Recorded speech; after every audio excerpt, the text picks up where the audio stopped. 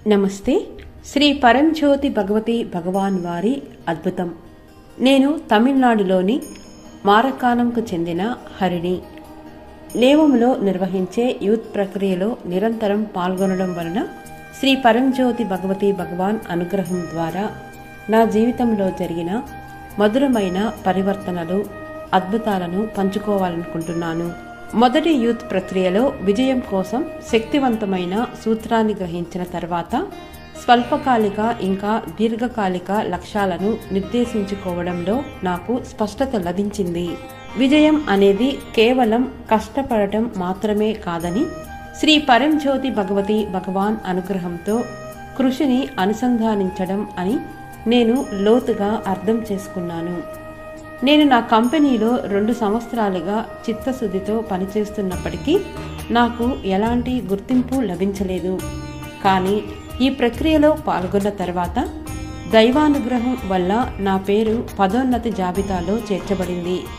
ఇది నాకు ఒక గొప్ప అద్భుతం. 2వ యూత్ ప్రక్రియలో నేను కృతజ్ఞత యొక్క ప్రాముఖ్యతను నేర్చుకున్నాను. మన దగ్గర ఇప్పటికే ఉన్న వాటిని అభినందించకుండా మనకు లేని వాటిపైన మనం ఎంత తరచుగా దృష్టి పెడతామో నేను గ్రహించాను. ఇది జీవితం పట్ల నా దృక్పథాన్ని పూర్తిగా మార్చివేసింది.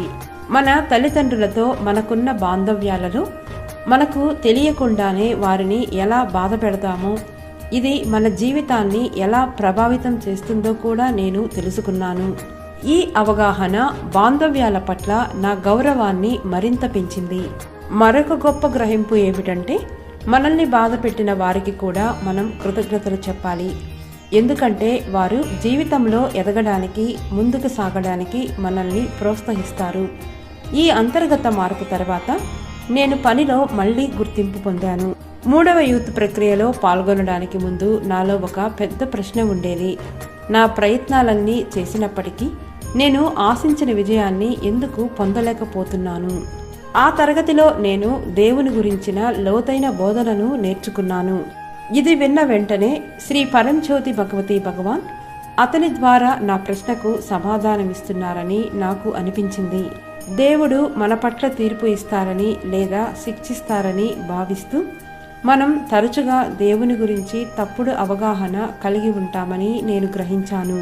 కానీ నిజానికి మన ఆలోచనలు, నమ్మకాల ద్వారానే దేవునితో మన అనుబంధాన్ని మనమే సృష్టించుకుంటాము. నాకు లభించిన స్పష్టత నాలో ఒక ప్రగాఢమైన పరివర్తనను తీసుకువచ్చింది.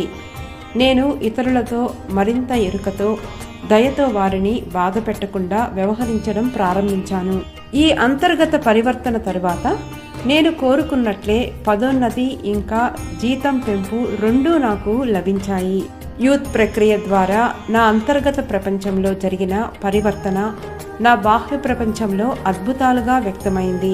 కృతజ్ఞతాపూర్వక హృదయంతో శ్రీ పరంజ్యోతి భగవతి భగవాన్ దివ్య పాదపద్మాలకు ప్రణామములు సమర్పిస్తున్నాను. ఈ సుందరమైన మార్గంలో మాకు మార్గదర్శకత్వం వహించిన దాసాజీకి నా హృదయపూర్వక ధన్యవాదములు.